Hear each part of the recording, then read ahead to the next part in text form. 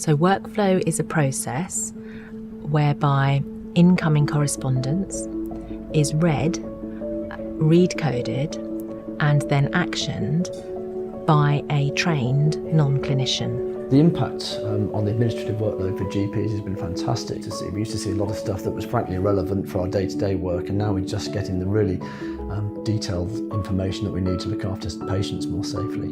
This has been reviewed by the medical defence organisations, and we're doing a safe delegation of responsibility to a trained admin staff member to be able to process those letters.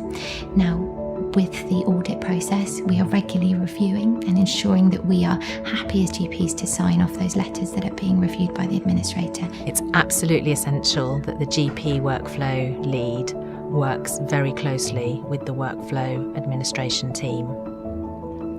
That's needed to help build their confidence in the work that they're doing, to support them in the work that they're doing, and to reassure the rest of the practice that the work is being done safely. So through upskilling the workflow administrator, it's been a really fulfilling role, and it's helped build confidence for the administrator. I think we've developed a really supportive environment where we're able to give feedback, and it's really helped develop a relationship within the team, within our practice. I think the benefits of workflow beyond time saving are that actually I think the processes are done better, and the administrators, because they're reading them carefully for the coding, they actually pick up more than GPs do, I would say.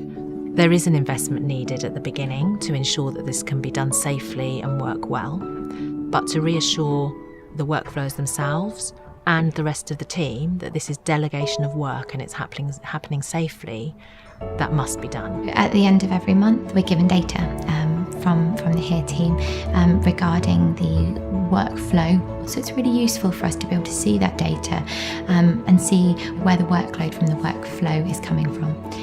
When the letters are filed through the template, we're able to see what action is being required for every letter, and it means that we're able to see how many medications are needing to be amended by the GP, how many referrals are needing to be done, and lots of different information, which is really helpful for us as a practice to analyse that and change our practice moving forward.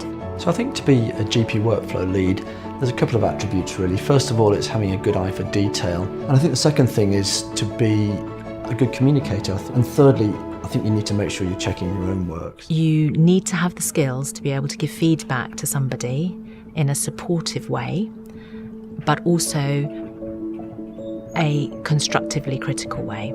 This is so exciting, and this can make such a difference to you day to day. And so I think that's when it really is so rewarding doing these talks and talking to other people who haven't got anything yet, because they have so much that they could gain from implementing it within their practice.